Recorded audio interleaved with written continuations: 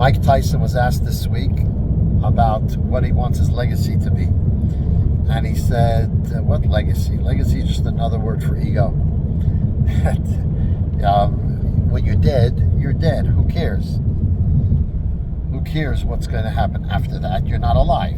It's like the philosopher Duginus told his students, bury me, you don't have to bury me, just put my body in the field.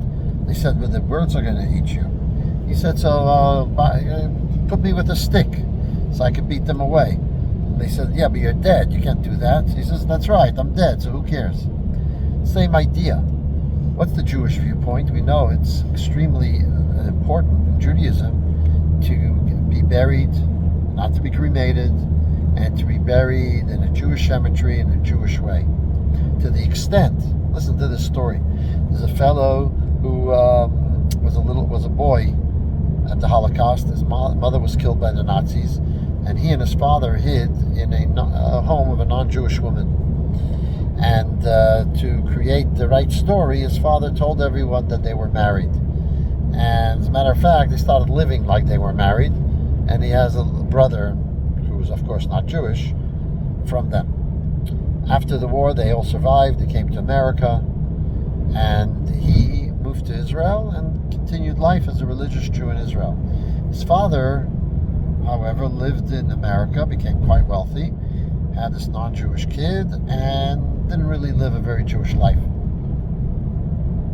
One day he gets a letter from his brother that his father passed away, and that he left them $50 million to divide equally. Anyway, he comes to America, and when it's discussing the burial arrangements,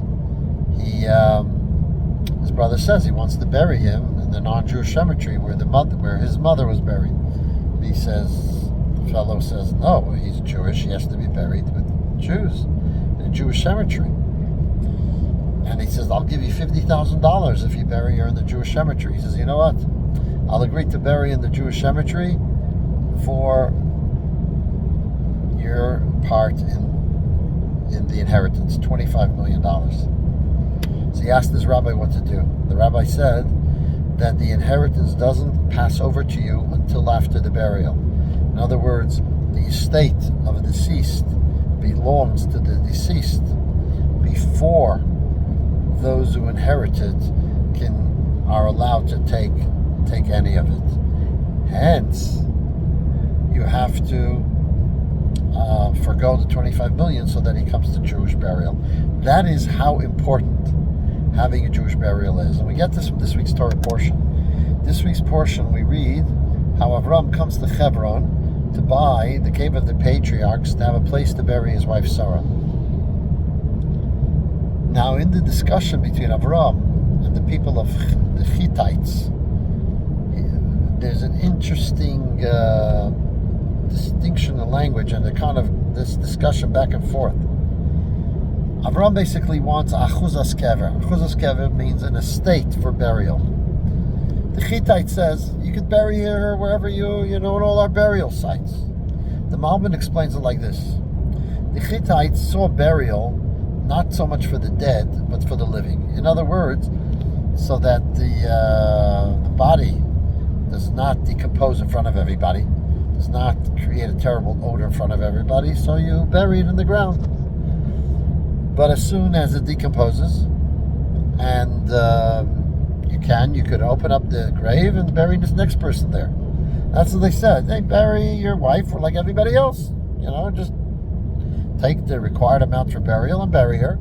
And then whatever, the next person. And then if you have other children or other people that need to be buried, they can be buried in the same spot. Avram, however, asks, no, achuzas kever, I need an estate, because each body needs its own place to be buried. So that is the beginning of the importance of Jewish burial, starting from Avraham Avinu burying the first Jewish woman, Sarah, in the cave of the patriarchs, which is the cave where Adam and Eve were buried. And Avraham knew this, and that's why he spent so much to get this very special place to intern his wife. But the question still is, why is that? Why do we put so much emphasis on the burial of a body when indeed isn't the life the soul, and once dead is dead?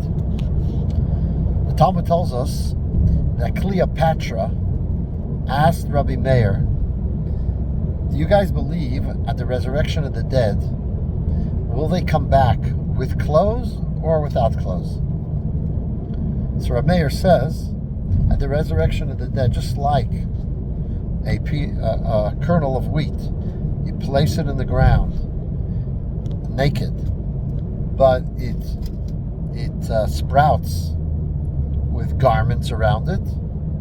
So too, the body which we bury with shrouds, which means they have garments, how much more so when they come back to life will they have garments? So what is the analogy of a grain of wheat? Why is Rab Meir telling Cleopatra that burial is like a grain of wheat?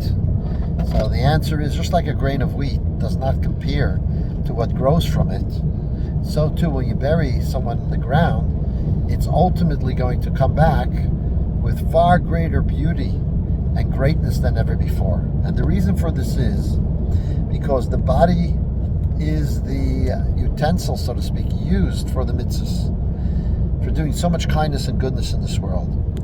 Doing so, when the body is involved in goodness, it spiritualizes the body. It brings holiness to the body.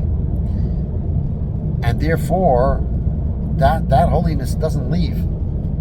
As a matter of fact, it becomes the merit by which the person comes back at the time of resurrection, which is the 13th principle of our faith, that the body is going to come back with the soul at the time of the resurrection of the dead. And so therefore, this, if you like, this garment or vessel that housed the soul, but didn't just house the soul, it itself became holy and spiritual due to that fact, must be treated with the utmost respect.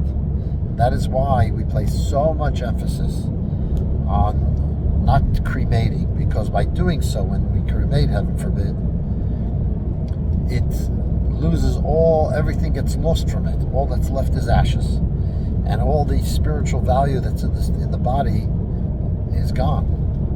So it's so important that we have a burial, we have a proper burial. It's buried in a Jewish cemetery to be amongst its community, and that's why it is so important to focus on this, to the extent of sometimes thinking about and spending time to make sure one prepares to have a burial site. As a matter of fact, our tradition has it that if we acquire for ourselves burial sites, it's a good omen for long life. So may we all have long life and good life, and may this time come very soon of the resurrection of the dead, when we'll have the godly revelation upon the entire world. Shabbos.